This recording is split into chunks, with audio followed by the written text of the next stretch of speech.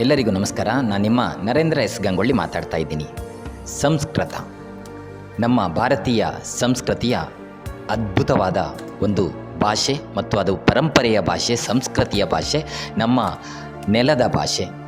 ಹಾಗಾಗಿ ಅದರ ಮಹತ್ವವನ್ನು ತಿಳಿಸುವಂತಹ ಒಂದು ಅತ್ಯುತ್ತಮವಾದ ಸುಂದರವಾದ ಲೇಖನವೊಂದನ್ನು ಇತ್ತೀಚೆಗೆ ನಾನು ವಿವೇಕ ದೀಪ್ತಿ ಎನ್ನುವ ಪುಸ್ತಕದಲ್ಲಿ ಓದಿದೆ. ಹಾಗಾಗಿ ಆ ಒಂದು ಲೇಖನವನ್ನು ನೇರವಾಗಿ ನಿಮ್ಮ ಜೊತೆ ಮಾತಿನ ಮೂಲಕ ಹಂಚಿಕೊಳ್ಳಬೇಕು ಅಂತ ಅನ್ನಿಸ್ತು. ಅದು ಸಂಪಾದಕೀಯ ಲೇಖನ. ಕಳೆದ ಜುಲೈ-ಆಗಸ್ಟ್ 2021 ವಿವೇಕ ದೀಪ್ತಿ ಪತ್ರಿಕೆಯಲ್ಲಿ ಪ್ರಕಟವಾದಂತಹ ಸಂಪಾದಕೀಯ ಲೇಖನ ನೀನಿಲ್ಲದೆಲ್ಲಿಯದು ಭರತ ಖಂಡದ ಬದುಕು.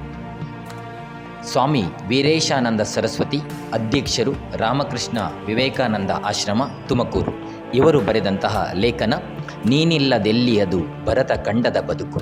ಅದನ್ನು ನೇರವಾಗಿ ನಿಮ್ಮ ಮುಂದೆ ಅವರದೇ ಮಾತುಗಳಲ್ಲಿ ನೇರವಾಗಿ ತೆರೆದಿಡ್ತಾ ಇದ್ದೀನಿ. ಆಲಿಸುವ ಖುಷಿ ಮತ್ತು ಯಾರಿಗೆ ಈ ಒಂದು ವಿಚಾರದ ಬಗ್ಗೆ ಆಸಕ್ತಿ ಇದೆಯೋ ಅವರು ಈ ಒಂದು ನುಡಿಗಳನ್ನು ಕೇಳಬೇಕಾಗಿ ತಮ್ಮಲ್ಲಿ ಆತ್ಮೀಯವಾಗಿ ವಿನಂತಿ ಮಾಡಿಕೊಳ್ತಾ ಇದ್ದೇನೆ. ಭಾಷೆ ಭಾವವಾಹಿನಿ. ನಮ್ಮ ಅಂತರಂಗದ ಸತ್ಯವನ್ನು ಬಹಿರಂಗವಾಗಿಸಲು ನಮ್ಮ ಮುಂದಿರುವ ಮಾಧ್ಯಮ ಎಂದಿದ್ದಾರೆ ಬ್ರಹ್ಮಲೀನ ಸ್ವಾಮಿ ಪುರುಷೋತ್ತಮಾನಂದರು. Language is the autobiography of the human mind ಎನ್ನುತ್ತಾರೆ ಪ್ರೊಫೆಸರ್ ಮ್ಯಾಕ್ಸ್ ಮುಲ್ಲರ್. ಜನರಿಗೆ ಹಿರಿಯರಿಂದ ಬರುವ ಆಸ್ತಿಗಳಲ್ಲಿ ಭಾಷೆಯೂ ಕೂಡ ಒಂದು. ಭಾಷೆ ಚೆನ್ನಾಗಿದ್ದಷ್ಟು ಭೂಷಣ ಎಂದವರು ಕವಿ BM ಶ್ರೀ. ಜಗತ್ತಿನ ಜ್ಞಾನದ ನೆಲೆವೀಡೆಂದೇ ಖ್ಯಾತವಾದ ಭಾರತವು ಸಂಸ್ಕೃತ ಭಾಷೆಯನ್ನು ದೇವಭಾಷೆ, ಸುರಸರಸ್ವತಿ ಎಂದೇ ಗೌರವಿಸುತ್ತಾ ಬಂದಿದೆ. ಸಕಲ ಭಾಷೆಗಳ ಮಾತೆ ಎಂದೆನಿಸಿರುವ ಸಂಸ್ಕೃತವು ಇಂದು ಭಾರತ ಎಂಬ ಶಬ್ದಕ್ಕೆ ಪರ್ಯಾಯವೇ ಆಗಿದೆ. ಸಂಸ್ಕೃತವು ಭಾರತೀಯ ಭಾಷೆಗಳೆಲ್ಲದಕ್ಕೂ ಕೂಡ ಗಂಗೆಯಂತಿದೆ. ಸಂಸ್ಕೃತವು ಒಮ್ಮೆ ಬತ್ತಿದರೂ ಎಲ್ಲ ಭಾಷೆಗಳು ಕೂಡ ನಿರ್ಮಾಲ್ಯವಾಗುತ್ತವೆ ಎಂದಿದ್ದಾರೆ ಮಹಾತ್ಮ ಗಾಂಧಿ. ಒಟ್ಟಾರೆ ಇಡೀ ಜಗತ್ತನ್ನೇ ಬೆರಗುಗೊಳಿಸಿರುವ ಸಂಸ್ಕೃತ ಭಾಷೆಯ ಬಗ್ಗೆ ಹೆಚ್ಚಿನ ಅರಿವು ಮೂಡಬೇಕಿದೆ. ಈ ಭಾಷೆಯನ್ನು ಜಾತಿ, ವರ್ಗ, ದೇಶಕ್ಕಷ್ಟೇ ಸೀಮಿತಗೊಳಿಸದೆ ಯಾವುದೇ ಪೂರ್ವಾಗ್ರಹವಿಲ್ಲದೆ ಅಧ್ಯಯನಗೈದಾಗ ಅದರ ನೈಜ ಮಹತ್ವವನ್ನು ಅರಿಯಬಹುದು. ಪ್ರಾಚೀನ ಐತಿಹ್ಯ. ಹಲವು ಸಹಸ್ರಮಾನಗಳ ಕಾಲ ಭಾರತದಲ್ಲಿ ಐಕ್ಯತೆಯನ್ನು ಮೂಡಿಸಿ ಪೋಷಿಸುತ್ತಿರುವುದು ಸಂಸ್ಕೃತ ಭಾಷೆ ಎಂಬುದು ವಿಶ್ವದ ಭಾಷಾ ಸಂಶೋಧಕರ ನಿಖರ ನಿಲುವು. ಸ್ವಾಮಿ ವಿವೇಕಾನಂದರು ತಿಳಿಸುವಂತೆ ಜಗತ್ತಿನ ಎಲ್ಲ ವಿಜ್ಞಾನಗಳ ಮೂಲ ಭಾರತವೇ ಆಗಿತ್ತು. ಮಾನವ ಅಭ್ಯುದಯವನ್ನು ಅನುಗ್ರಹಿಸುವ ಎಲ್ಲ ಮಹತ್ತರ ವಿಚಾರಗಳು ಕೂಡ ಸಂಸ್ಕೃತ ಭಾಷೆಯಲ್ಲಿಯೇ ದಾಖಲಾಗಿದೆ ಎಂಬ ಮಾತು ಅಧ್ಯಯನ ಯೋಗ್ಯ. ಅಲ್ಲದೆ ಭಾರತದ ಎಲ್ಲ ಭಾಷೆಗಳಲ್ಲೂ ಅಪಾರವಾದ ಸಾಹಿತ್ಯವಿದ್ದು ಈ ಎಲ್ಲ ಭಾಷೆಗಳ ಅಂತರಾರ್ಥ ತಿಳಿಯಲು ಹಾಗೂ ಅವುಗಳ ಸ್ವಾರಸ್ಯವನ್ನರಿತು ಆನಂದಿಸಲು ಸಂಸ್ಕೃತ ಭಾಷಾ ಜ್ಞಾನವು ಅನಿವಾರ್ಯ. ಜಗತ್ತಿಗೆ ಭಾರತದ ಅತ್ಯಮೂಲ್ಯ ಕೊಡುಗೆಗಳೆನಿಸಿರುವ ಕೌಟಿಲ್ಯನ ಅರ್ಥಶಾಸ್ತ್ರ, ಕಾಮಾಂಧಕಿಯ ನೀತಿಶಾಸ್ತ್ರ, ಶುಕ್ರನೀತಿ, ವೈಶಂಪಾಯನ ನೀತಿ ಪ್ರಕಾಶಿಕ, ವಾತ್ಸಾಯನ ಕಾಮಸೂತ್ರ, ಆರ್ಯಭಟ್ಟನ ಗಣಿತ ಹಾಗೂ ಖಗೋಳಶಾಸ್ತ್ರ, ಬ್ರಹ್ಮಗುಪ್ತನ ಬ್ರಹ್ಮಸ್ಫುಟ ಸಿದ್ಧಾಂತ, ಭಾಸ್ಕರಾಚಾರ್ಯನ ಬೀಜಗಣಿತ, ವೈಜ್ಞಾನಿಕ ಇತಿಹಾಸದಲ್ಲಿ ವರಾಹಮಿಹಿರನ ಬೃಹತ್ ಸಂಹಿತೆ, ಖಗೋಳ, ಸಸ್ಯಶಾಸ್ತ್ರ, ಪ್ರಾಣಿಶಾಸ್ತ್ರ, ಕೃಷಿಶಾಸ್ತ್ರ, ಔಷಧಶಾಸ್ತ್ರ ಮತ್ತು ಮನಃಶಾಸ್ತ್ರಗಳೆಲ್ಲವೂ ಕೂಡ ಸಂಸ್ಕೃತದಲ್ಲಿಯೇ ಇವೆ. ಆಯುರ್ವೇದದ ಕಿರು ಶಿಶು ಚಿಕಿತ್ಸೆ, ಕಾಯ ಚಿಕಿತ್ಸೆ, ಸಂಜೀವಿನಿ ಚಿಕಿತ್ಸೆ, ಪಶುವೈದ್ಯ ಚಿಕಿತ್ಸೆ ಕುರಿತಾದ ಆಶ್ವಾಯುರ್ವೇದ, ಹಸ್ತಾಯುರ್ವೇದ, ಅಶ್ವವೈದ್ಯ, ಮಾತಂಗಲೀಲ, ಅಲ್ಲದೆ ದೇವಾಲಯ, ಕಟ್ಟಡ, ಗ್ರಾಮ ನಗರಗಳ ವಿನ್ಯಾಸ ಕುರಿತಾದ ತಾಂತ್ರಿಕತೆ ಹಾಗೂ ಶಿಲ್ಪ ವೈಭವಕ್ಕೆ ಮಾನಸಾರ, ಕಶ್ಯಪ ಶಿಲ್ಪಂ, ಪ್ರತಿಮಾ ಲಕ್ಷಣಂ ಮೊದಲಾದ ಗ್ರಂಥಗಳು ಬೆಳಕು ಚೆಲ್ಲುತ್ತವೆ. ಚಿತ್ರಕಲೆಗೆ ಅಭಿಲತಾರ್ಥ ಚಿಂತಾಮಣಿ ಮತ್ತು ತಿಲಕ ಮಂಜರಿಗಳು ಆಕರ ಗ್ರಂಥಗಳು ಎನಿಸಿದರೆ, ಬಣ್ಣಗಳನ್ನು ನಿರ್ಧರಿಸಲು ನಾರಾಯಣ ಪಂಡಿತನ ನವರತ್ನ ಪರೀಕ್ಷಾ ಗ್ರಂಥಗಳು ಅಮೂಲ್ಯವಾದವು. ಇವೆಲ್ಲವೂ ಕೂಡ ಸಂಸ್ಕೃತ ಭಾಷೆಯಲ್ಲಿಯೇ ಇವೆ. ವಿಶ್ವ ಮಾನ್ಯತೆ ಪಡೆದ ಪ್ರಸ್ಥಾನತ್ರಯಗಳಾದ ವೇದೋಪನಿಷತ್ತು, ಬ್ರಹ್ಮಸೂತ್ರ ಹಾಗೂ ಭಗವದ್ಗೀತೆ, ಮಹಾಕಾವ್ಯಗಳಾದ ಶ್ರೀಮದ್ ರಾಮಾಯಣ ಹಾಗೂ ಮಹಾಭಾರತವೇ ಅಲ್ಲದೆ ನಮ್ಮ ಸಮಗ್ರ ಸಾಹಿತ್ಯಗಳು ಸಂಸ್ಕೃತ ಭಾಷೆಯಲ್ಲಿಯೇ ದಾಖಲಾಗಿವೆ. ಪಾಶ್ಚಾತ್ಯ ಭಾಷಾ ವಿದ್ವಾಂಸರು ಜಗತ್ತಿನ ಸಾಂಸ್ಕೃತಿಕ ಇತಿಹಾಸಕ್ಕೆ ಸಂಸ್ಕೃತ ಭಾಷೆಯೇ ಮೂಲ ಗಣಿ ಸಂಪತ್ತು ಎಂದಿದ್ದಾರೆ. Sanskrit is the language of languages ಎಂದಿದ್ದಾರೆ ಪ್ರೊಫೆಸರ್ ಮ್ಯಾಕ್ಸ್ ಮುಲ್ಲರ್. ಹೊರ ರಾಷ್ಟ್ರಗಳಲ್ಲಿ ಸಂಸ್ಕೃತ ಯುರೋಪಿನಲ್ಲಿ ಏಷ್ಯಾಟಿಕ್ ಸೊಸೈಟಿಯನ್ನು ಸ್ಥಾಪಿಸಿದಂತಹ ಸರ್ ವಿಲಿಯಂ ಜೋನ್ಸ್ ಹೇಳುತ್ತಾರೆ, ತತ್ವಶಾಸ್ತ್ರಗಳ ತುಲನಾತ್ಮಕ ಅಧ್ಯಯನವು ಸಂಸ್ಕೃತ ಭಾಷೆಯ ಎಲ್ಲ ಇಂಡೋ ಐರೋಪ್ಯ ಭಾಷೆಗಳ ತಾಯಿ ಎಂಬುದನ್ನು ಸಾಬೀತುಪಡಿಸಿದೆ.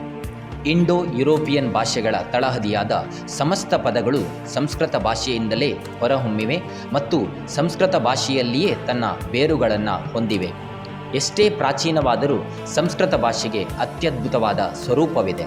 ಇದು ಗ್ರೀಕ್ ಭಾಷೆಗಿಂತ ಹೆಚ್ಚು ಪರಿಪೂರ್ಣವಾಗಿದೆ, ಲ್ಯಾಟಿನ್ ಭಾಷೆಗಿಂತ ಹೆಚ್ಚು ಸಮೃದ್ಧವಾಗಿದೆ ಮತ್ತು ಈ ಎರಡೂ ಭಾಷೆಗಳಿಗಿಂತಲೂ ಶ್ರೇಷ್ಠವಾದ ಸಂಸ್ಕಾರವನ್ನು ತನ್ನದಾಗಿಸಿಕೊಂಡಿದೆ.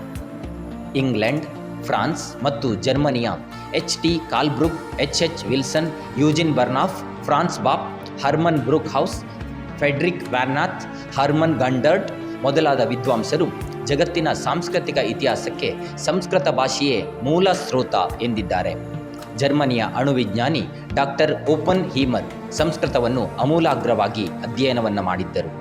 ಜರ್ಮನಿಯ ಬಾತ್ಲಿಂಕ್ ಮತ್ತು ರಾತ್ರವರು ಹಲವು ಸಂಪುಟಗಳಲ್ಲಿ ಸಂಸ್ಕೃತ ಜರ್ಮನ್ ನಿಘಂಟನ್ನು ಕೂಡ ಪ್ರಕಟಿಸಿದ್ದರು.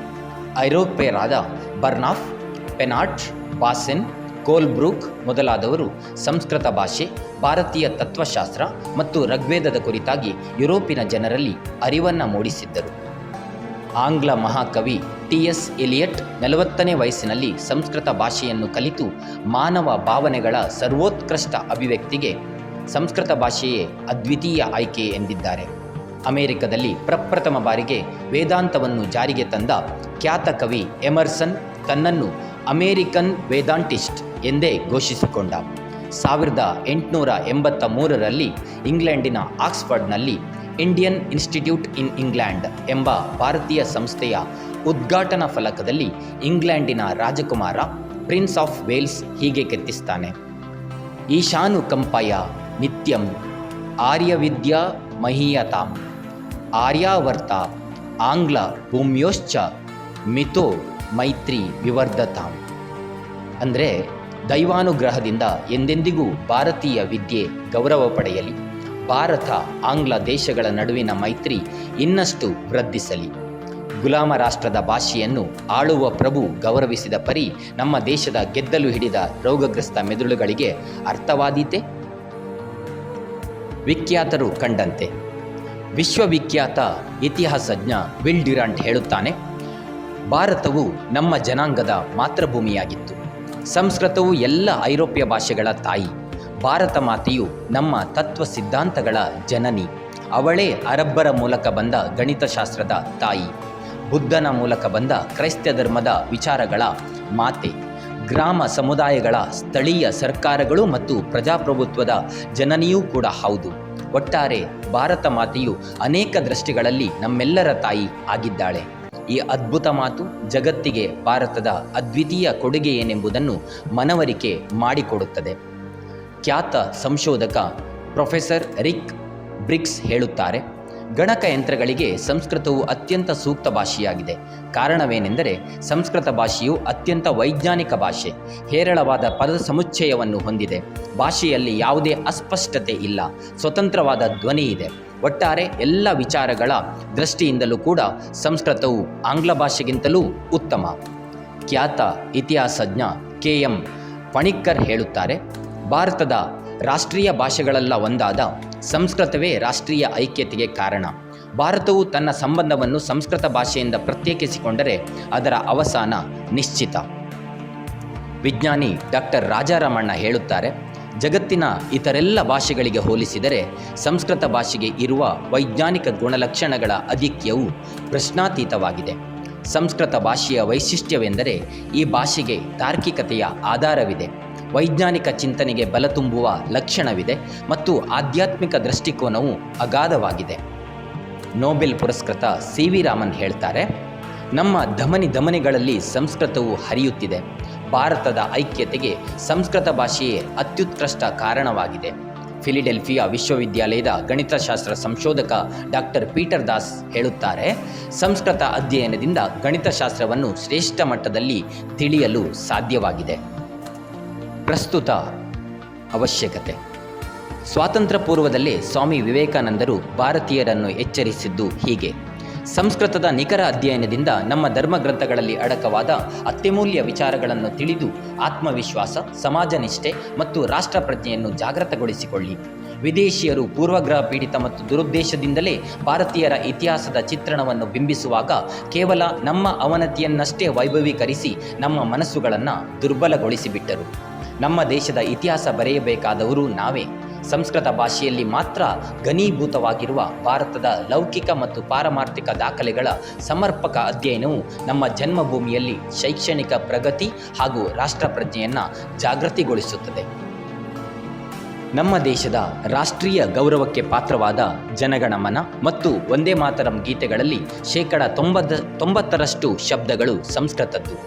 ದೇಶದ ಸಾಂವಿಧಾನಿಕ ಸಂಸ್ಥೆಗಳ ಧ್ಯೇಯವಾಕ್ಯಗಳನ್ನು ಗಮನಿಸಬಹುದಾದರೆ ಭಾರತ ಸರ್ಕಾರ, ಸತ್ಯಮೇವ ಜಯತೆ, ಸರ್ವೋಚ್ಚ ನ್ಯಾಯಾಲಯ, ಯಥೋ ಧರ್ಮ ತಥೋ ಜಯ, ಪ್ರಸಾರ ಭಾರತಿ, ಸತ್ಯಂ ಶಿವಂ ಸುಂದರಂ, ಕಾರ್ಮಿಕ ಮಂತ್ರಾಲಯ, ಶ್ರಮ ಏವ ಜಯತೆ, ಭಾರತೀಯ ಆಡಳಿತ ಸೇವೆ, ಯೋಗ ಕರ್ಮಸು ಕೌಶಲಂ, ಆಕಾಶವಾಣಿ, ಬಹುಜನ ಹಿತಾಯ ಬಹುಜನ ಸುಖಾಯ, ಕೃಷಿ ವಿಶ್ವವಿದ್ಯಾಲಯ, ಕೃಷಿತೋ ನಾಸ್ತಿ ದುರ್ಭಿಕ್ಷಃ, ಜೀವ ವಿಮಾ ನಿಗಮ, ಯೋಗಕ್ಷೇಮಂ ವಹಾಮ್ಯಂ, ನಿಮಾನ್ಸ್ ಸಮತ್ವಂ ಯೋಗ ಉಚ್ಯತೆ, ಬನಾರಸ್ ವಿಶ್ವವಿದ್ಯಾಲಯ, ದಯಾ ಅಮೃತ ಉಷ್ಣತೆ, ಮೈಸೂರು ವಿಶ್ವವಿದ್ಯಾಲಯ, ನಹಿ ಜ್ಞಾನೇನ ಸದೃಶಂ. ಅಬ್ಬ, ಇದಲ್ಲವೇ ತಾಕತ್ತು? ಕವಿ ಸಿದ್ದಯ್ಯ ಪುರಾಣಿಕರು ಹೇಳುತ್ತಾರೆ, ಸಂಸ್ಕೃತವು ಯಾವುದೇ ನಿರ್ದಿಷ್ಟ ಪ್ರಾಂತ್ಯ, ರಾಜ್ಯ ಅಥವಾ ಧರ್ಮಕ್ಕೆ ಸೀಮಿತವಾಗದೆ ಇಡೀ ಭರತಖಂಡವನ್ನೇ ಒಗ್ಗೂಡಿಸುವಲ್ಲಿ ಯಶಸ್ವಿಯಾಗಿದೆ. ಈ ಭಾಷೆಯು ನಮ್ಮ ದೇಶದ ಸಂಸ್ಕೃತಿ ಮತ್ತು ಏಕತೆಯ ಪ್ರತೀಕವಾದ ಅಗೋತ ರಾಷ್ಟ್ರಭಾಷೆಗಳಲ್ಲಿ ರಾಷ್ಟ್ರಭಾಷೆ ಎಂದೆನಿಸಿದೆ. ಈ ಭಾಷೆಯನ್ನು ರಕ್ಷಿಸಿ ಪೋಷಿಸದಿದ್ದರೆ ಭಾರತವು ಭಾರತವಾಗಿ ಉಳಿಯಲಾರದು. ಅದಕ್ಕೆ ಬೇರೊಂದೇ ಹೆಸರನ್ನು ಹುಡುಕಬೇಕಾದೀತು. ಉಪಸಂಹಾರ. ರಾಷ್ಟ್ರಕವಿ ಕುವೆಂಪು ತಮ್ಮ ಸಂಸ್ಕೃತ ಮಾತೆ ಕವನದಲ್ಲಿ ಹೇಳಿದ್ದು ಹೀಗೆ: ಪೃಥ್ವಿಯ ಪ್ರಥಮ ಪ್ರಭಾತದಲ್ಲಿ, ಇತಿಹಾಸ ದೃಷ್ಟಿಗ ಸ್ಪಷ್ಟ ಅಜ್ಞಾತ ಪ್ರಾಚೀನದಲ್ಲಿ. ಪೃಥ್ವಿಯ ಪ್ರಥಮ ಪ್ರಭಾತದಲ್ಲಿ, ಇತಿಹಾಸ ದೃಷ್ಟಿಗ ಸ್ಪಷ್ಟ ಅಜ್ಞಾತ ಪ್ರಾಚೀನದಲ್ಲಿ, ಚಿರಧವಲ ಹಿಮಕಿರಣ ಪ್ರತುಲೋರು ಪ್ರೇಂಕದಲ್ಲಿ, ಚಿರಧವಲ ಹಿಮಕಿರಣ ಪ್ರತುಲೋರು ಪ್ರೇಂಕದಲ್ಲಿ, ನವಜಾತ ಶಿಶುವಾಗಿ ನಲಿದ ಮಂಗಳಮಾಯಿ, ಆರ್ಯರಾಗಿಯ ನಾವು ನಿನ್ನ ಮೊಲೆಪಾಲ ಸವಿ ಇಲ್ಲದೆಯೇ ಬದುಕುವೆವೆ. ನವಜಾತ ಶಿಶುವಾಗಿ ನಲಿದ ಮಂಗಳಮಾಯಿ, ಆರ್ಯರಾಗಿಯ ನಾವು ನಿನ್ನ ಮೊಲೆಪಾಲ ಸವಿ ಇಲ್ಲದೆಯೇ ಬದುಕುವೆವೆ. ನೀನಿಲ್ಲದೆಲ್ಲಿಯದು ಭರತ ಖಂಡದ ಬದುಕು ಸಂಪತ್ತು ಸಂಸ್ಕೃತಿ. ನೀನಿಲ್ಲದೆಲ್ಲಿಯದು ಭರತ ಖಂಡದ ಬದುಕು ಸಂಪತ್ತು ಸಂಸ್ಕೃತಿ. ಶ್ರೀ ಶಂಕರಾಚಾರ್ಯರು ಮತ್ತು ಸ್ವಾಮಿ ವಿವೇಕಾನಂದರು ಸಂಸ್ಕೃತ ಭಾಷಾ ಪ್ರಸರಣಕ್ಕೆ ಒತ್ತು ಕೊಟ್ಟರು. ಸಂಸ್ಕೃತ ಭಾಷೆಯ ಎರಡನೇ ತವರೆನಿಸಿದ ಜರ್ಮನಿಯು ಈ ಭಾಷೆಯ ಉಳಿವು, ರಕ್ಷಣೆ ಹಾಗೂ ಬೆಳವಣಿಗೆಗೆ ಹಲವಾರು ಶತಮಾನಗಳಿಂದ ಶ್ರಮಿಸುತ್ತಿದೆ. ಪಂಡಿತ ಜವಾಹರಲಾಲ್ ನೆಹರು ಸಂಸ್ಕೃತ ಭಾಷಾ ಸಾಹಿತ್ಯವೇ ಭಾರತವು ಜಗತ್ತಿಗಿತ್ತ ಅತ್ಯಮೂಲ್ಯ ಕೊಡುಗೆ ಎಂದಿದ್ದಾರೆ. Sanskrit is best suited to the computer age, particularly in the area of artificial intelligence ಎನ್ನುತ್ತದೆ ಪಾಶ್ಚಾತ್ಯ ಸಂಶೋಧನೆ. ಡಾಕ್ಟರ್ ಅಂಬೇಡ್ಕರ್ ಮತ್ತು ಪ್ರೊಫೆಸರ್ ನಾಜಿರುದ್ದೀನ್ ಅಹಮದ್ ರವರು ಸಂಸ್ಕೃತವನ್ನು ರಾಷ್ಟ್ರೀಯ ಭಾಷೆ ಎಂದು ಘೋಷಿಸಲು ಅಹರ್ನಿಶಿ ಹೋರಾಡಿದರು. ಇಂತಹ ಮಹಾತ್ಮರ ಸದಿಚ್ಛೆಯನ್ನು ಇನ್ನಾದರೂ ನಾವು ಅರಿಯಬೇಡವೇ? ಡಾಕ್ಟರ್ ಎಸ್ ರಾಧಾಕೃಷ್ಣನ್ ಹೇಳುತ್ತಾರೆ, from the past let us collect the fire and glow and not the Ashes. ಧನ್ಯವಾದಗಳು. ಮತ್ತೊಮ್ಮೆ ಹೇಳ್ತಾ ಇದ್ದೀನಿ, ಈ ಒಂದು ಲೇಖನವನ್ನು ನಾನು ಆಯ್ದುಕೊಂಡಿರುವಂಥದ್ದು ಜುಲೈ-ಆಗಸ್ಟ್ 2021 ವಿವೇಕ ದೀಪ್ತಿ ದ್ವೈಮಾಸಿಕ ಪತ್ರಿಕೆಯ ನೀನಿಲ್ಲದೆಲ್ಲಿಯದು ಭರತ ಖಂಡದ ಬದುಕು ಎನ್ನುವ ಸಂಪಾದಕೀಯ ಪುಟಗಳಿಂದ. ಇದನ್ನು ಬರೆದಂಥವರು ಸ್ವಾಮಿ ವೀರೇಶಾನಂದ ಸರಸ್ವತಿ, ಅಧ್ಯಕ್ಷರು, ರಾಮಕೃಷ್ಣ ವಿವೇಕಾನಂದ ಆಶ್ರಮ, ತುಮಕೂರು. ಒಂದು ಅತ್ಯುತ್ತಮ ಲೇಖನವನ್ನು, ಬರಹವನ್ನು ನೀಡಿದಂತಹ ಅವರಿಗೆ ಆತ್ಮೀಯ ಅಭಿನಂದನೆಗಳನ್ನು ನಾನು ವೈಯಕ್ತಿಕವಾಗಿ ಸಲ್ಲಿಸ್ತಾ ಇದ್ದೇನೆ. ಧನ್ಯವಾದಗಳು ಸರ್. ಎಲ್ಲರಿಗೂ ಶುಭವಾಗಲಿ.